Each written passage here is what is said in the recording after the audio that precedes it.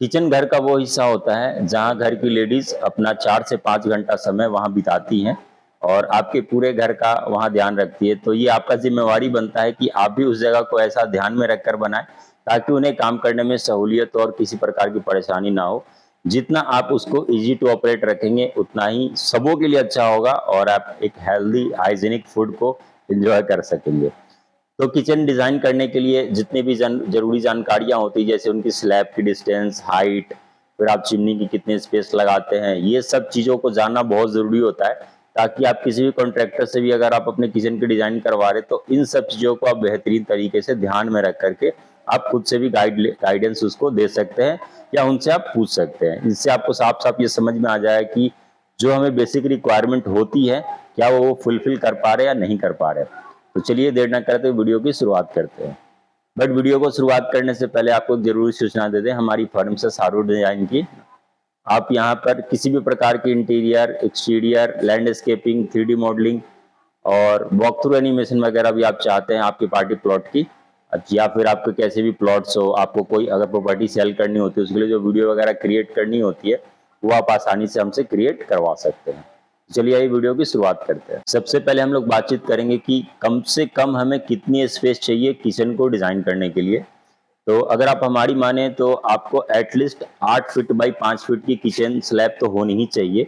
अभी मानकर चलते हैं हमारी एल शेप की किचन है, जो ज़्यादातर आपको एल शेप की ही मिलेगी। तो आपकी अक्सर स्पेस इसी फॉर्मेट में होती है, या तो आपको एल शेप की किचन मिलेगी या फिर आपको पैरेलल मिलेगी। बहुत केस ऐसा होता है जिनके पास स्पेस अच्छी खासी होती है, उनकी आप यू शेप, आइलैंड किचन, वो सब अलग केस होती है जिनके पास अच्छे स्पेस होते हैं। बट जो हमारी दो प्रचलन में है, जो अच्छे से चलती है, वो आपकी एल शेप की और पैरेलल आती है। तो एल शेप में आपको कम से कम जो सिंक होती है वो आपको 14 इंच की होती है, जिसको आप दीवार से कम 4 इंच की दूरी पर लगाते हैं। उसके बाद आप डायरेक्टली हॉब्स को नहीं लगा सकते, चूल्हे को नहीं लगा सकते, तो उसके लिए आपको चूल्हे और सिंक के बीच में कम से कम 2 फीट की जगह छोड़नी होती है। तो 2 फीट के बाद आपकी 2.5 फीट की लगभग आपके चूल्हे आ जाएंगे, तो 2.5 फीट आपको वो स्पेस चाहिए। इसके बाद आप कोई भी चूल्हे के आसपास ऐसी चीजें ना रख सके जहां आसानी से आग वगैरह पकड़े, तो वहां से वॉल की दूरी कम से कम 2 फीट की होनी चाहिए।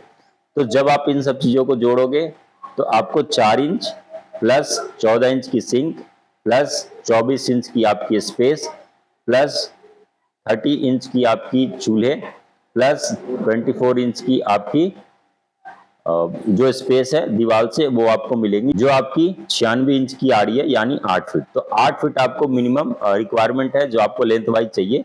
और चौड़ाई आप 5 फीट इसलिए रखते हैं क्योंकि 2 फीट की आपकी स्लैब होती है और 3 फीट आपको इतनी स्पेस तो चाहिए ताकि आप आसानी से किसी काम को कर सके, या हम लोग के लैंग्वेज में यूँ बोले तो आपको रोमिंग करने के लिए एटलीस्ट 3 फीट की जगह चाहिए होती है। तो 3 फीट इधर और 2 फीट की स्लैब, आपको 8 बाई 5 की तो मिनिमम आपको किचन की स्पेस तो होनी ही चाहिए। अगर आपकी पैरेलल किचन है तो आपको दोनों ही तरफ 2-2 फीट के स्लैब डालने होंगे और बीच में कम से कम 3.5 फीट की स्पेस होनी चाहिए। इतनी चौड़ाई आपको लेकर के चलनी पड़ेगी।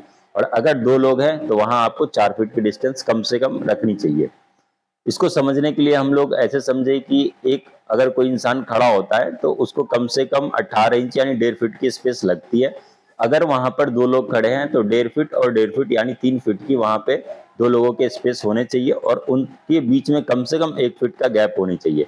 यानी कि 2 स्लैब के बीच में आपको कम से कम 4 फीट की दूरी रखनी है और 2 फीट और 2 फीट आपकी स्लैब की हो गई, यानी कि 8 फीट। यानी 8 फीट आप जब पैरेलल किचन को डिजाइन कर रहे हो तो उसकी चौड़ाई आपको कम से कम 8 फीट होनी चाहिए। बाकी लंबाई आप अपने अकॉर्डिंग देख ले, जितनी आपको नीड हो उस हिसाब से आप प्लानिंग कर सकते। अब हम लोग इसके दूसरे पैरामीटर पे बात करेंगे, जो है आपकी काउंटर टॉप हाइट की। और ये बहुत हद तक डिपेंड करती है कि जो आपके यहाँ किचन में यूज करने वाले जो आपके मेंबर होते हैं उनकी हाइट क्या है। अगर वो उनकी हाइट 5 फीट से कम है तो फिर आपको किचन स्लैब की हाइट आपको 32 इंच रखनी चाहिए। और अगर उनकी हाइट 5 फीट से ज़्यादा है तो ये आपको 36 इंच की रखनी चाहिए। ऐसा इसलिए होता है क्योंकि जो हमारी स्लैब होती है, हम लोग वैसा जब हम लोग काम कर रहे होते हैं तो हमें हाथों की प्लेसमेंट इतनी सही होनी चाहिए कि आप बहुत अगर ऊंचे की ओर रखते हैं हाइट तो वो आपके हाथ में कुछ समय के बाद पेन होनी शुरू हो जाती है। और अगर आप हाइट कम रख देते हैं तो वहां आपके झुककर काम करना होता है, जहां पर आपकी कमर दर्द की समस्या शुरू हो जाती है। तो जो एक स्टैंडर्ड है जो बनाई गई है कि या तो आप 5 फीट से कम के हो या तो 5 फीट से ज्यादा के हो, तो उसके लिए आप या तो 32 इंच या फिर आप 36 इंच की काउंटर टॉप आप मेंटेन रखेंगे। और दूसरी बात ये है कि जब आप इसकी हाइट को मेजर कर रहे हैं तो जो फिनिशिंग होगी, यानी कि लगभग आप ऊपर अगर आप ग्रेनाइट वगैरह लगाते तो उसकी 2 इंच आप मान करके चले, उसको उसी में इंक्लूड करें। और अगर आप हाइट की मापी कर रहे हैं तो एटलीस्ट आप 2 इंच आप उसको कमी स्लैब को ढलवाएं, और जब काम करवा रहे हो तो फिनिशिंग आपकी 2 इंच की आ जानी चाहिए। जो तीसरा पैमाना आता है वो आपकी वास्तु। अगर आप वास्तु के अकॉर्डिंग किचन को बनवाना चाहते हैं तो साउथ ईस्ट कॉर्नर होती है वो किचन के लिए सबसे बेस्ट होती है, जिसको हम लोग अग्निकोण भी बोलते हैं। तो यहाँ पर अगर आपकी किचन प्लेसमेंट है आपके घर में तो ये वास्तु के हिसाब से बहुत ही अच्छी है। और अगर किसी कारणवश आप साउथ ईस्ट में नहीं रख पाते हैं तो आप नॉर्थ ईस्ट में अपने किचन को प्लेस्ड करवा सकते हैं। इसमें भी वास्तु आपकी उतनी अच्छी इफेक्टिव तो नहीं होगी, बट कोई दोष होता है ना, वो नहीं लग पाएगा इसमें। और अगर आप इसमें और थोड़ी बहुत वास्तु का ध्यान रखते हैं तो अगर संभव हो तो ईस्ट फेसिंग पे अगर आपकी चूल्हे की जगह हो तो आपके लिए बहुत अच्छा है, ये वास्तु के हिसाब से बहुत अच्छी मानी जाती है। अब हम लोग अगले पैरामीटर पे बात करते हैं जो है स्कर्टिंग। आप कभी भी जब अपने किचन को डिजाइन कर रहे होते हैं तो जो नीचे वाले पार्ट होते हैं जिसमें आपको लोअर कैबिनेट जो डिजाइन करनी होती है उसमें स्कर्टिंग आप कम से कम 2 से 3 इंच की जरूर रखें। ऐसा इसलिए होता है क्योंकि आप अपनी हाइजीन को वहाँ मेंटेन करते हैं, और जब आपको साफ सफाई भी करनी होती है तो आप आसानी से उसको कर सकते हैं। जो पानी के पार्टिकल्स है वो आपके वुड पर जाकर के खराब नहीं होंगे। तो सबसे पहला कारण तो यही होता है, इसके लिए आपको स्कर्टिंग प्रोवाइड भी करनी होती है जैसा कि आपको इस पिक्चर में दिखाया भी जा रहा है। इसके अलावा जब आप किचन कैबिनेट की डिजाइनिंग कर रहे होते हैं जो उसकी डेप्थ होती है वो आपकी स्लैब की डेप्थ के बराबर हो जाती है, यानी 2 फीट की लगभग लगभग आपको इसकी डेप्थ मिल जाती है।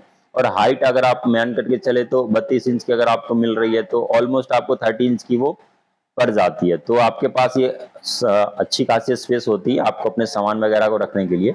और जब आप ऊपर वाले कैबिनेट को डिजाइन कर रहे होते हैं तो उसकी डेप्थ आपको इसके आधे रखनी होती है, यानी कि जो नीचे आपको 2 फीट की जगह थी वहां ऊपर जाकर के वो आपको 1 फीट की बचेगी। ऐसा इसलिए होता है कि अगर आप उसको ज्यादा डेप्थ, अगर आप उसको वापस से 2 फीट की डेप्थ दे रहे हो तो जब भी आप काम कर रहे होगे तो वहां आपके हाथ और सर लगने के चांसेस बहुत ज्यादा हो जाते हैं। और इसके लिए ही आपको वो 1 फीट अगर आप उसको बनाते हैं तो आपके जो इजी टू ऑपरेट है वो आपको एक्सेस करने में या फिर आपको कोई मूवमेंट करने में भी कोई तकलीफ नहीं देती है। लास्ट जो पैरामीटर है वो है आपकी चिमनी। तो चिमनी की 2 ही साइज आती है, 60 इंच की या फिर 90 इंच की, तो उसके अकॉर्डिंग आप उसकी प्लेसमेंट देख सकते हैं। बट जो हाइट होती है वो चूल्हे से कम 28 इंच से लेकर के 32 इंच ही होनी चाहिए। अगर आप 32 इंच से ज्यादा रखते हैं, धुएं होते हैं, वो आपकी चिमनी सही से सक करके फेंक नहीं पाएगी। और अगर आप 28 इंच से कम रखते हैं तो फिर वो आपको ऑपरेट करने में थोड़ी हार्ड पड़ेगी, और बहुत हद तक ये भी केस है कि आपके हाथ बराबर उसमें लगते रहेंगे। जो आपकी स्टैंडर्ड है वो 28 इंच से लेकर 32 इंच है। तो इस वीडियो में हमने किचन के बारे में 5 अलग अलग पैरामीटर के ऊपर चर्चा की है। आशा करता हूँ आपको बहुत कुछ समझ में आया होगा। और अब तो आपके कोई भी कॉन्ट्रैक्टर होंगे तो वो आपको बेवकूफ नहीं बना सकते, क्योंकि हर चीज के पीछे कुछ लॉजिक होती है। अगर कुछ हाइट वगैरह दी हुई है तो उसके पीछे कुछ मेजरमेंट होते हैं, तो कुछ व्यूज होते हैं जो मैंने आपको इस वीडियो में बता दिया है। तो ऐसी वीडियोज के लिए जुड़े